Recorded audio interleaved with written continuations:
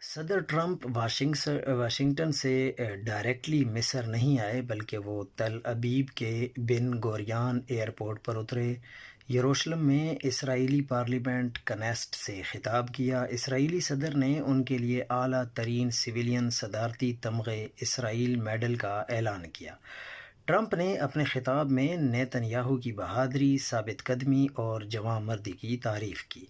Trump نے کہا کہ نیتن یاہو ایک مشکل پسند شخص ہیں اور یہی خوبی انہیں ایک عظیم رہنما بناتی ہے۔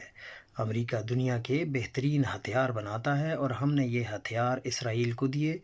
نیتن یاہو نے اکثر کہا، مجھے وہ ہتھیار بھی چاہیے، مجھے یہ بھی چاہیے۔ کچھ تو ایسے ہتھیاروں کے نام لیے جن کے بارے میں ڈونلڈ ٹرمپ نے کہا کہ مجھے بھی علم نہیں تھا کہ یہ ہم نے بنائے ہیں۔ امریکہ نے 2 برس کے دوران غزہ کو ملیامیٹ کرنے کے لیے $21 ارب کے ہتھیار فراہم کیے۔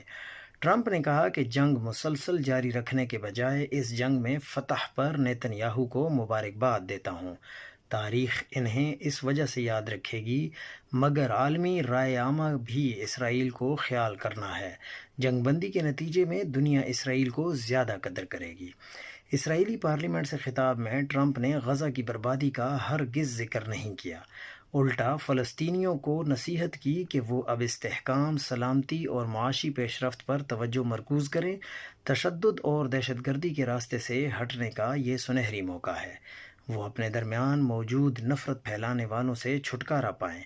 فلسطینیوں کی اسرائیل سے شکایات کی وجہ اسرائیل کا ان پر مادی کنٹرول یعنی قبضہ نہیں، بلکہ اصل سبب ان کے اندر پلنے والی نفرت ہے۔